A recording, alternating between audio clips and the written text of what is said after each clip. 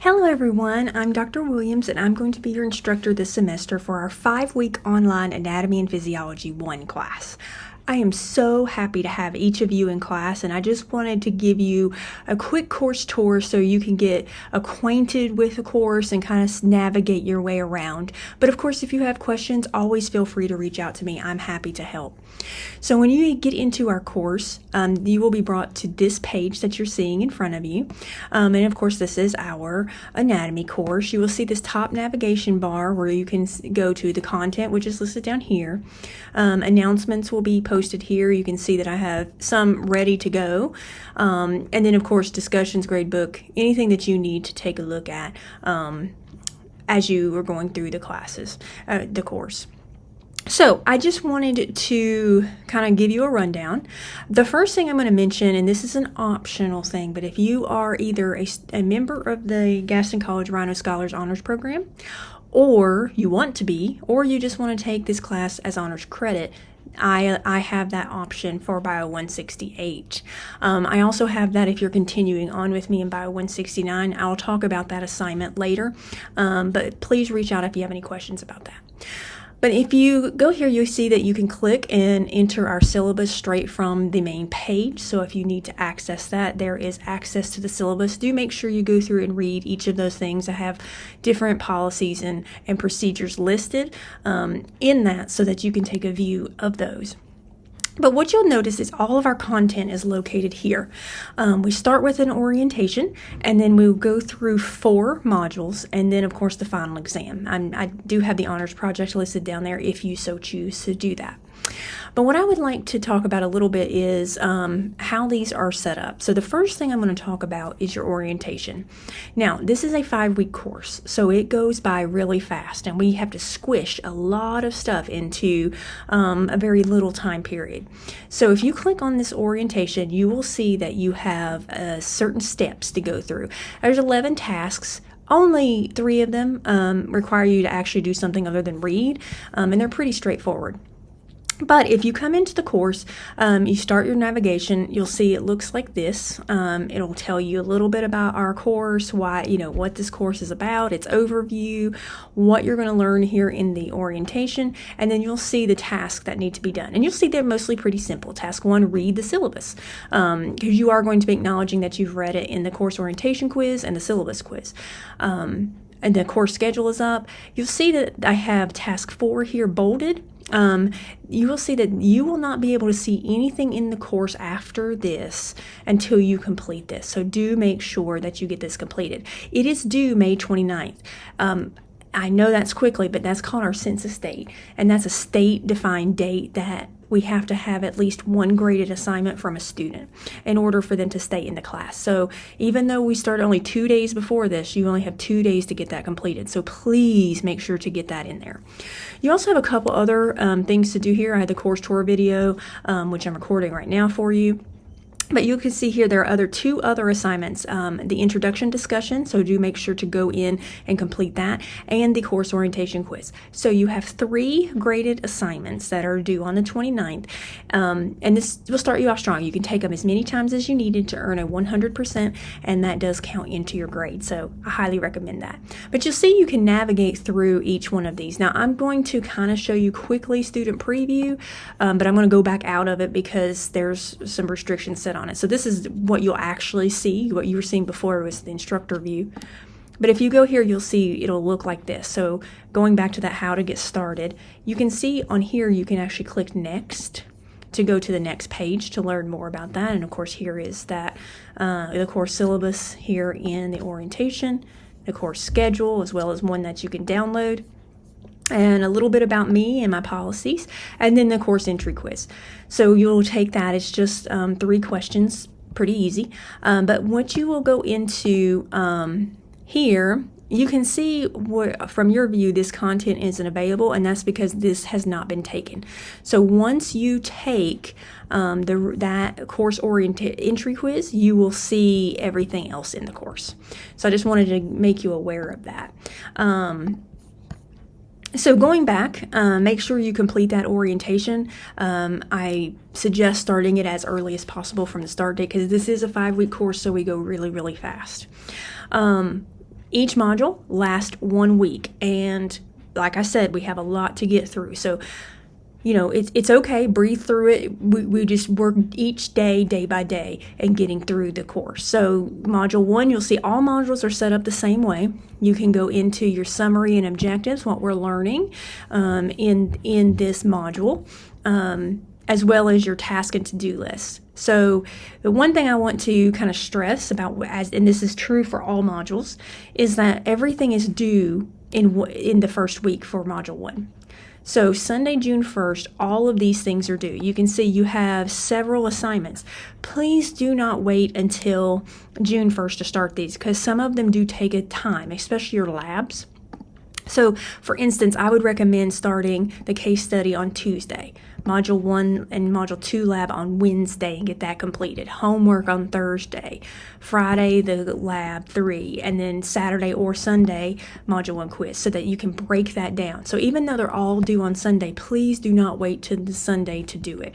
When I put up an announcement, I put a recommended schedule up about what day you should be on, but because we have to be reading and working every single day because this class is very, very short. You'll see after your task list, you'll have your learning materials. So you'll have a link to the reading, which you can see here. And it'll just go straight to that. But I also have recorded lectures for you. You will see them attached here, the notes here, and as well as some study guide review questions that you can answer. You do not have to submit these. These are just for your own practice as you would like. And you'll see each chapter that we're covering during the module will be listed there. You also each time will have a case study, and so basically you will be given a scenario about something going on in an individual's life and asked to answer a few questions to help diagnose that patient. You will then have labs, and so you will see that there are a couple of different lab situations here.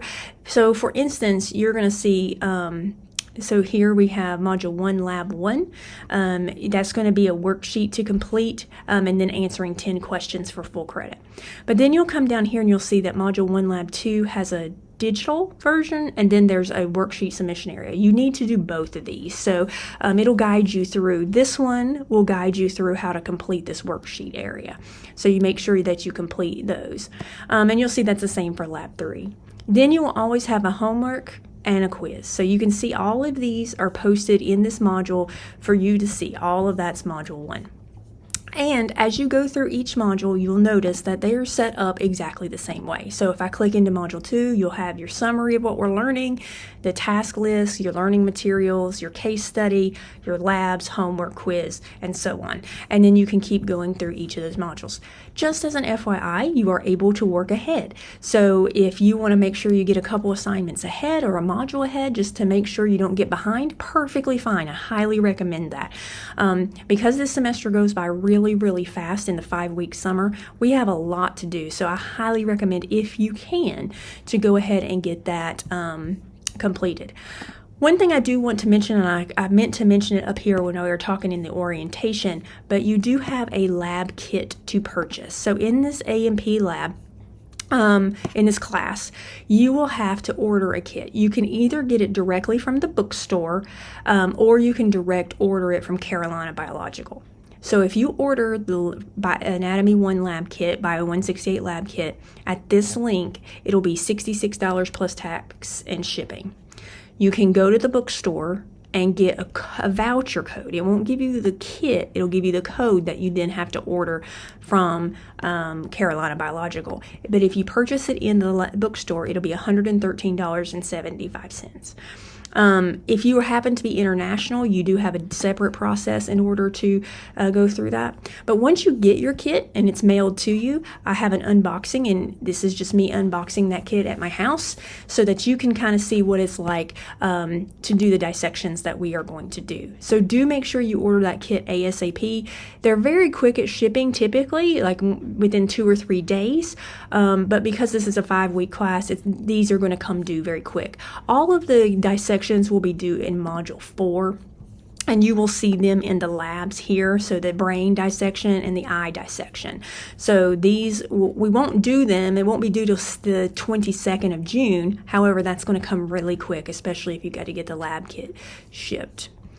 A little bit more about the class. Your announcements, of course, you'll see posted. That's how I communicate with you, to make sure that you know any updates or changes, or just giving you more information. I like to do deeper dives and things like that into the content we're learning, so all of that will be posted there. You can also access your gradebook from this gradebook tab, and I don't think it'll show you, for me it's just going to show a list of things, but if I go into student preview you can see what it would look like for you. But you will see you have your overall grade, and then each item has its due date and it's listed for completion there for you. Oops, I clicked all the way out. My preferred method of communication, number one, would be to send me a message in Blackboard Messages. So you just click New Message, and then you enter my name. You can just click on it. If you want to talk to anybody in the course, you can do that. Type your message and receive it.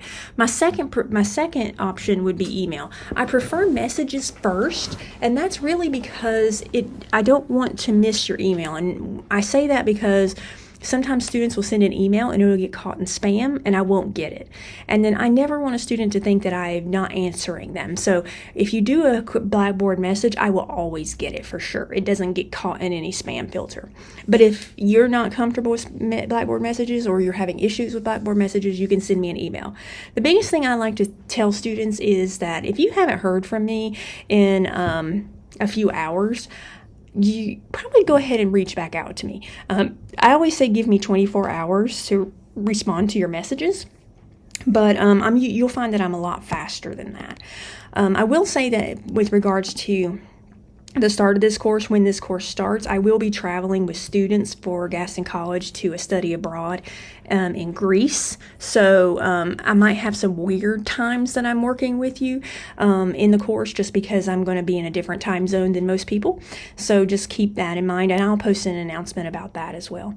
But if you have any questions, this is sort of how our course is set up. Hopefully it's very straightforward for you. The last thing I want to talk about is, of course, after you get through the modules, we do have that final exam. We have our due dates that are listed on June 24th for that due date. You can find your final exam there. But also, if you would like to do the honors project and receive honors credit for this course, I do have that, and it is a journal about different systems that we are going to cover. So you can kind of create that, and there's the instructions for that. And basically, once you submit that, I will grade it, and you will receive honors credit if you so choose. It is optional. You do not have to do it. But I just wanted to kind of give you that information and let you see what the course is like and how we navigate this course. But if you have any questions, please let me know. I'm here to help, but I'm looking forward to an awesome semester. Have a great day.